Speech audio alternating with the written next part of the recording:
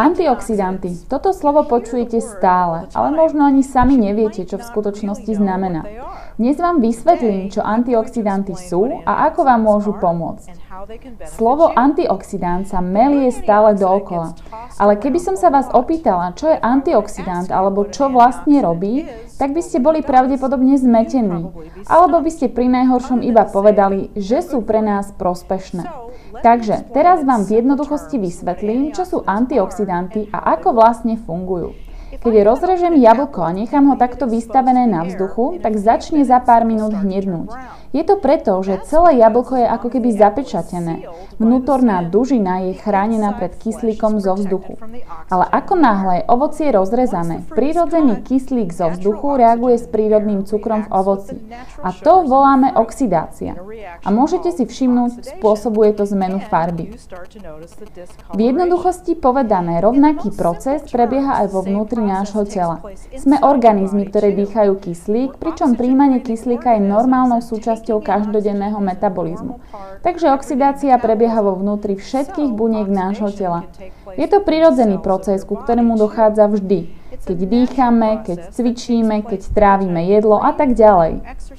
A pokiaľ má telo k dispozícii dostatočné množstvo antioxidantov, tak je tento proces pod kontrolou. Veľa antioxidantov, ktoré konzumujeme, prijímame vo forme pigmentov, ktoré dodávajú ovociu a zelenine ich sýtu farbu. To je dôvod, prečo ľuďom doporučujem jesť širokú škálu farebného ovocia a zeleniny. Antioxidanty sa nachádzajú aj v šupke jablka, ktoré ho chránia pred zhnednutím. Ak aj vy budete jesť farebnú jablkovú šupku, tak tieto antioxidanty budú fungovať rovnakým spôsobom vo vnútri vášho tela a budú vás chrániť.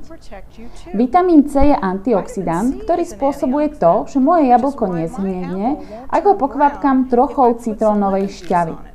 Antioxidant vitamín C chráni cukry v jablku pred oxidáciou. Tu je ďalší príklad. Lykopén je antioxidant a zároveň aj farbivo. Tento lykopén dodáva paradajkám ich červenú farbu a zároveň pomáha chrániť paradajky pred slnečným žiarením, ktoré môže spôsobovať oxidačný stres pre rastlinu. Keď budete jesť paradajky, tak lykopén, ktorý chránil paradajku, bude teraz pôsobiť vo vašom tele a bude chrániť vaše bunky. Oxidáciu v našom tele nemôžeme úplne zastaviť, ale môžeme si vybudovať silný antioxidačný obranný systém. A to tým, že budeme jesť veľké množstvo rastlinných potravín.